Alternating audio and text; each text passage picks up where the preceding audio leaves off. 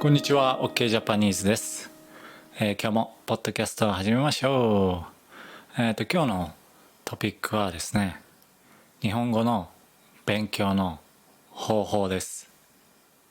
いい勉強の方法について、ちょっと話していきましょう。皆さん今日も勉強してますか？偉い。素晴らしいです。学習で必要だなって思う一つ目はインプットとアウトプット、そのバランスですね。インプットとアウトプットのバランス、リスニングとかね、リーディングっていうインプットだけじゃなくて、やっぱスピーキング、ライティングもね、ありますね。4つありますよね。で、まずはやっぱりリスニング、まずはたくさんインプットすることが大事です。それにはこのポッドキャストとかね、自分の好きなね映画、自分の好きな、ドラマとかでたくさん日本語を聞くことが大事ですよね。自分のねいいなって思うものだとあんまり苦しくなく続けられるしね。で、基礎ができた。そしたらスピーキングですね。ライティングの前にスピーキング、話すのがねやっぱり大事ですからね。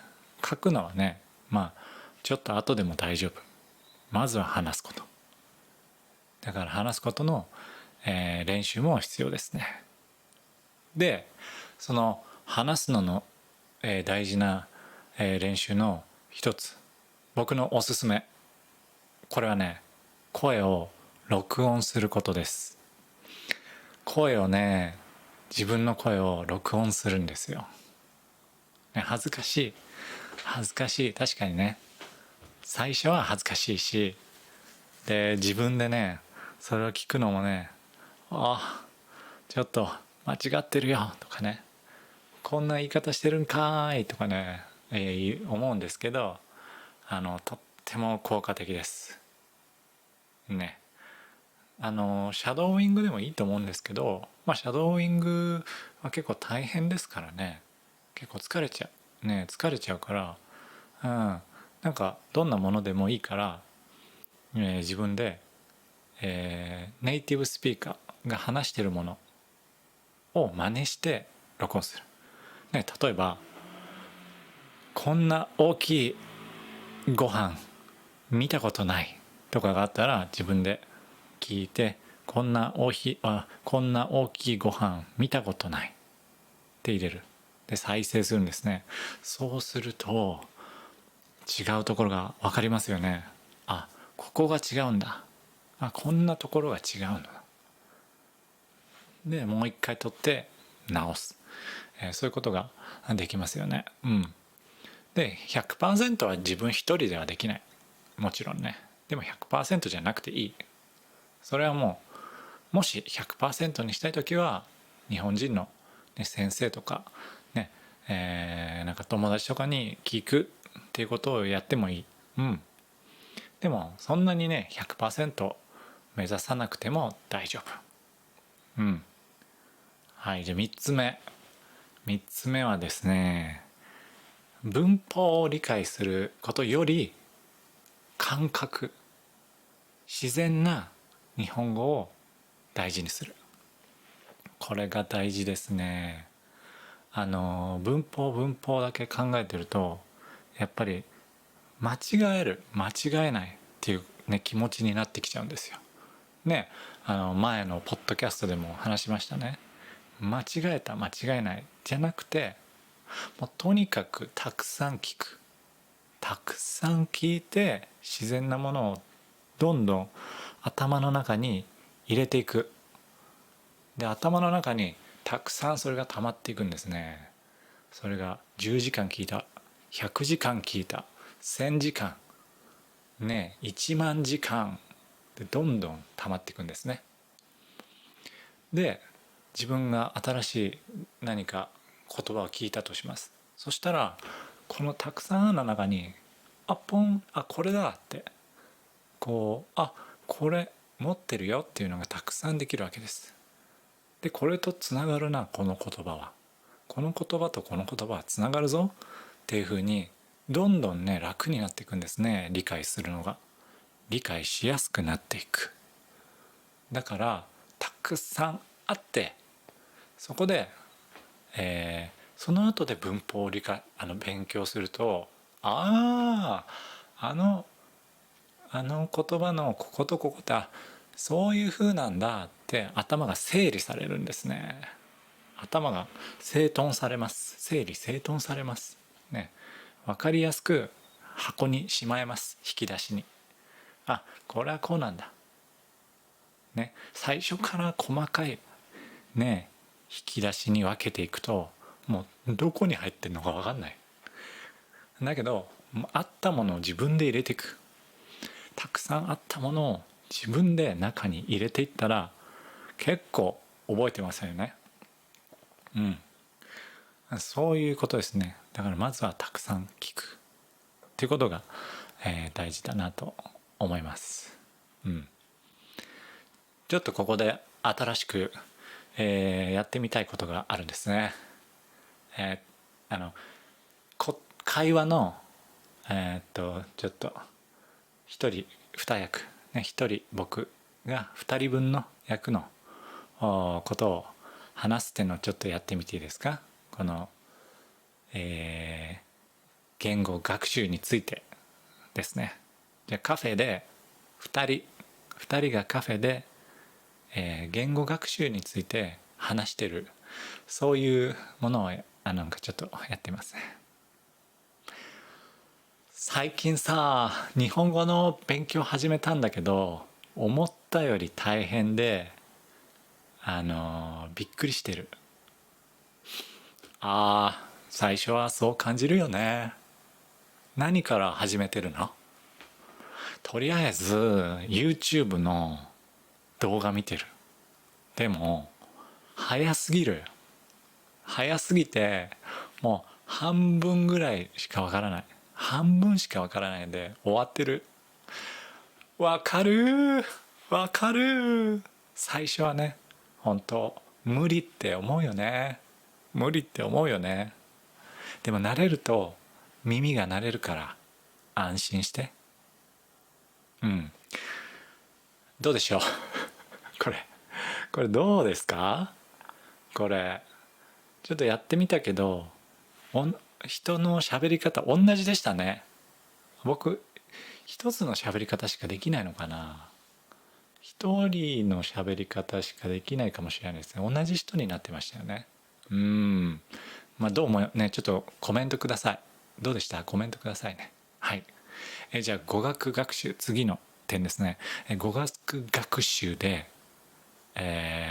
おすすめのことですね、もう一つは語彙の増やし方ですね。ボキャブラリーをどう増やすか。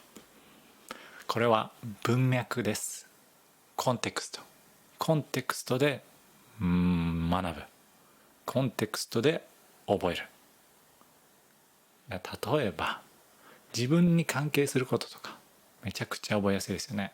だから自分が毎日やることとか、自分がねいつも考えていること、それをまず日本語じゃなくて自分の言語で書きますね。英語だったら英語で書いてね、アラビア語だったらアラビア語で、マレー語だったらマレー語で、私は朝起きてご飯を食べますとかね、このハンバーガーが好きだけどあそこのホットドッグの方が美味しいなとか、自分がよく言うことね。例えば僕は日本語だったらなるほどなるほどってすごいよく使うんですね。自分の口癖、自分がよく言う言葉を書いて、それを日本語にする。で日本語にして、それでこう文章を作る。そしたらその中で、自分の中でストーリーを作るんですね。納豆を今日は食べた。その納豆には、生姜を入れた。で生姜を入れたらすごく美味しかった。だからその次に、味噌汁を入れた。味噌汁を入れてみた。